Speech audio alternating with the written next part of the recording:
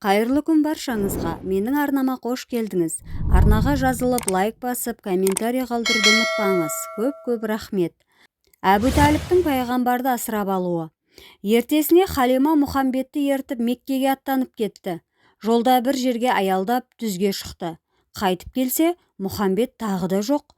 Әрі іздеп, бері іздеп таппады. Біреудің баласын жоғалттым деп зар иледі. Ақыры күдер үзіп, Меккеге жетіп жығылды. Атасы Әбдімүтәліпке болған жайды баяндады. Атасы мен Әмина мұны естігенде талып қала жаздады. Немеремді табуға көмектесіңдер деп бүкіл ауыл аймаққа жар салды. Жанашыр жақындары жан-жаққа ат шаптырды. Өзі Қағбаны 7 рет айналып тәуіп етті де: «Әй күллі ғаламның құдайы, мен немеремді жоғалтып алдым. Қағба шәріптің құдіреті үшін ұлымды табуға көмектес» деді.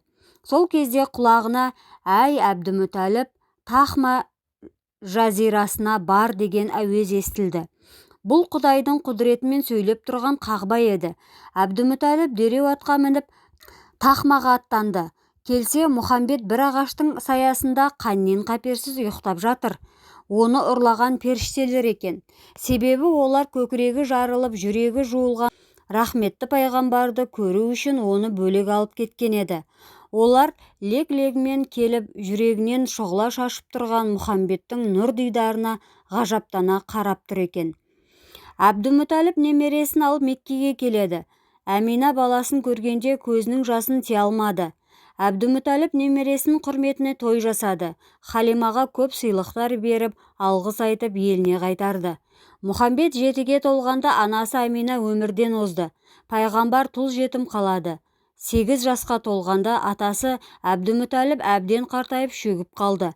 Дәм-тұзы таусылар сәттің тақағанын сезді. Ол ет жақын туыстарын жинады. Немересін алдына алып: «Әй ұлдарым, Алланың әмірі екі болмайды. Өзекті жанға бір өлім. Шыбын жанды иесіне қайтарар уақыт келді. Сендерге айтар ақырғы аманатым бар. Ол көзімнің нұр шырағы Мұхамбетім. Оны тәрбиелеп, мәпелеп өсіруді біреуіңе тапсырғым келеді» деді. Мұны естіген Абу Лақап: «Немереңізді маған тапсырыңыз, мен тәрбиелеп өсірейін» деді. Мүтәліп: «Әттең саған тапсыруға болар еді, бірақ сенің ішітарлығың бар. Ішітарлық құштарлықты жояды. Ділің қатты, мейірімің аз. Мұхамбет сенің панаңда жетімдік көреме деп қорқамын» деді. Абу Лақап үнсіз қалды. Бұл кезде Хамза: «Онда маған тапсырыңыз» деді.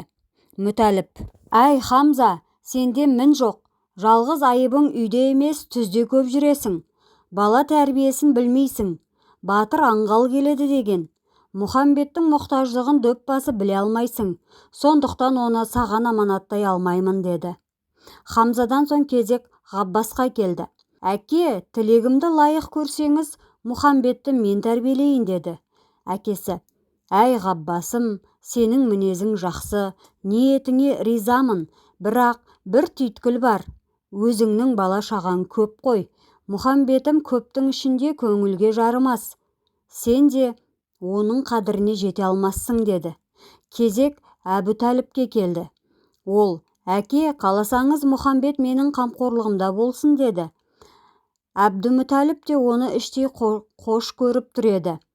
Енді қуанып: «Сенің жүрегің кең, жаның жайсаң, адам алалау саған жат қасиет. Көзімнің қарашығын саған тапсырам. Қарны аш болса да, көңілі аш болмасын. Мейірім мен махаббатқа барынша қандырып өсір. Бұл бала, мен білсем, біздің шаңырақтың ғана емес, күллі ғаламның шаттығы болғалы тұр» деді. Әбу Таліп қатты қуанды. Бір шетінен ауыр аманаттың жүгін сезініп, қатты қобалжыды. Әбдімүтәліп көп ұзамай пәниден бақиға аттанды. 8 жасар Мұхамбет Әбу Таліптің үйіне ауысты. Назарларыңызға көп рахмет. Оқыған Перизат Әділқызы. Арнаға жазылып, лайк басып, комментарий қалдыруды ұмытпаңыздар. Алда қызықты әңгімелер күтіп тұр.